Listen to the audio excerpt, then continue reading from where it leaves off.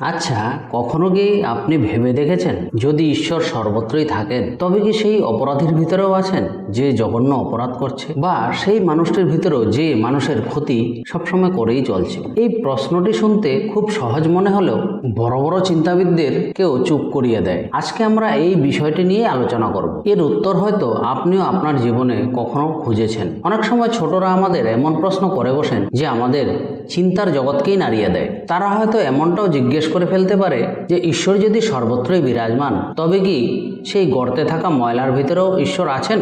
এই প্রশ্নের উত্তর কিন্তু আপনি হ্যাঁ বা না দিয়ে কোনো মতেই দেওয়া সম্ভব হবে না। আদি থেকেই আমাদের ঋষি আর মুনিরা কোনো অন্ধবিশ্বাস করতে শেখাননি। তারা শিখিয়েছেন যুক্তি দিয়ে বুঝতে। সনাতন ধর্মের সৌন্দর্যই হলো প্রশ্ন করার স্বাধীনতা আছে। এখন প্রশ্ন হলো যে ঈশ্বর যদি সর্বত্রই থাকেন তবে তিনি সেই খারাপ কাজগুলো কেন আটকান না? এটি বোঝার জন্য আমরা একটি অতি সাধারণ উদাহরণের সাহায্য নিই। ধরুন, একটি গ্লাসে নোংরা জল আছে আর আপনি জলটির উপরে টর্চের আলো ফেললেন, তবে কি সেই আলোটি নোংরা হয়ে যাবে?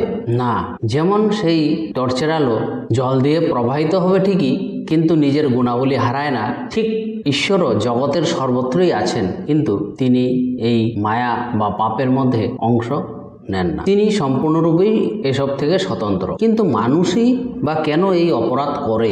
দেখুন, ঈশ্বর মানুষকে কর্মের স্বাধীনতা দিয়েছে। যেমন সূর্যদেব সবার উপর সমানই আলো দেয়, কিন্তু কেউ এই আলোতে সোনার ফসল ফলায়, আবার কেউ এই আলোতেই জঘন্য অপরাধও করে। তবে কি দোষ খালি সূর্যের? না, দোষ বা গুণ হলো মানুষের ব্যবহারের। ঈশ্বর আমাদের অস্তিত্বের শক্তি দেন, আর সেই শক্তির ব্যবহার কি করে করব সেই সম্পূর্ণটাই আমাদের উপর নির্ভর করে। আর এই কর্মের ফলেই আমাদের পাপ বা পুণ্যি তৈরি হয়। আমরা মানুষকে ভালো খারাপ বিচার করে ফেলি আমাদের সাধারণ দৃষ্টিভঙ্গি দিয়েই, কিন্তু ঈশ্বর দেখেন মানুষের অতীত, বর্তমান ও ক্রিয়মান কর্মকে। আমাদের বিচার তো সীমিত, কিন্তু ঈশ্বরের বিচার অপরিসীম। আর এটাই হলো আমাদের সনাতন ধর্মের মূল ভিত্তি। কাউকে নিয়ে বিচার নয়, নিজের ভিতরে বোধ তৈরি করাই হচ্ছে আমাদের কর্তব্য। রাধে রাধে।